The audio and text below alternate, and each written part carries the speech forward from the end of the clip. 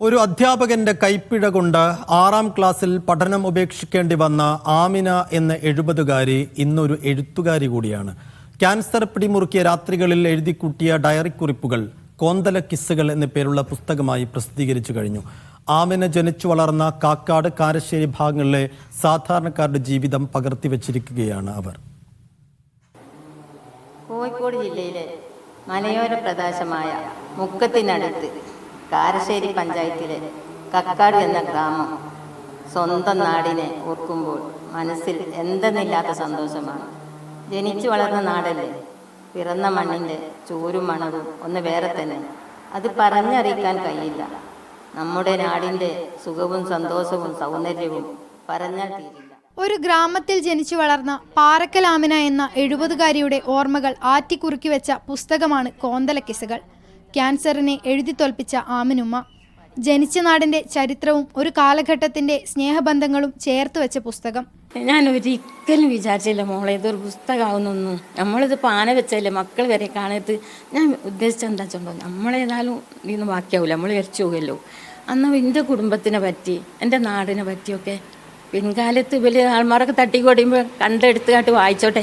ഉമ്മച്ചിൻ്റെ നാട് ഇങ്ങനെ ഏനില്ലേ, അമ്മച്ചിൻ്റെ കുടുംബം ഇങ്ങനെ ഏനില്ലേ എന്നൊക്കെ മക്കൾ വായിച്ചറിഞ്ഞോട്ടെ എന്ന് മാത്രം വിചാരിച്ച് എഴുതിയച്ചാൽ അങ്ങനെ ഓരോരോ നാട്ടിലെ ചരിത്രങ്ങൾ, ഓരോരോ കഥകൾ ഇങ്ങനെ പറഞ്ഞു തരും. അങ്ങനെ ഉമ്മയിൽ നിന്ന് കിട്ടിയ ആ കഥകളാണ് ഞാൻ ഇതിലൊക്കെ പങ്കുവെച്ചത്. ആമപ്പൻ്റെ ഇടിയെന്ന് ഉണക്കയിലും ആങ്ങിട്ട്, അക്രാപ്പൻ്റെ ഇടിയെന്ന് അരിയാതും ആങ്ങിട്ട്, മുണ്ടിയിലെട്ടി ഞങ്ങൾ ആലയിലെ ചോമ്പോ എനിക്കൊരു അസുഖം വന്ന് ഒരു ഓപ്പറേഷനൊക്കെ ചെയ്യേണ്ടി വന്ന്.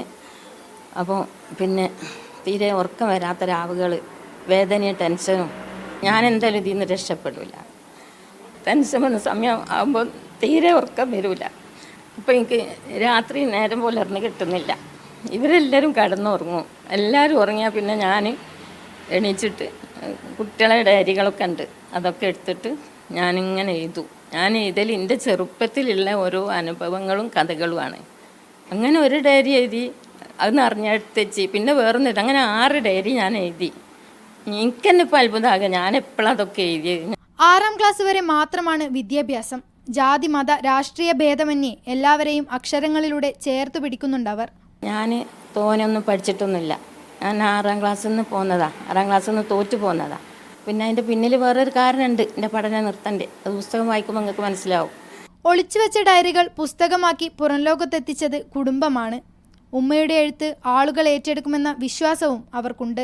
എൻ്റെ മക്കളെ, എൻ്റെ കുട്ടികളെ എന്ന് വിളിച്ച് ഞങ്ങളോട് പറയുകയാണ്. ഉമ്മ അങ്ങനെ പറയുകയാണെങ്കിൽ അതിൽ നിൽക്കുന്ന കണ്ടൻറ്റ് ഒരു നാടിലെ എല്ലാ മേഖലയും സ്പർശിക്കുന്ന ഒരു സ്നേഹത്തിൽ ചാലിച്ച ഒരു പഴയ ഒരു അനുരാഗ നാട്, അത് അവിടെ ഇങ്ങനെ വിഷ്വൽ ചെയ്ത് എനിക്ക് ഇങ്ങോട്ട് കിട്ടി. എനിക്ക് ഭയങ്കര സന്തോഷം.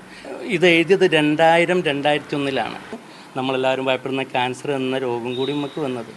എന്നാലും ഉമ്മ അതിനൊക്കെ തരണം ചെയ്യാൻ കണ്ടിരുന്ന 2 മാർഗ്ഗങ്ങൾ. ഒന്ന്, കൃഷി ഭയങ്കര ഇഷ്ടമായിരുന്നു, അത് ഉപ്പയിൽ നിന്നും ഉമ്മയിൽ നിന്നും പഠിച്ചാണ്.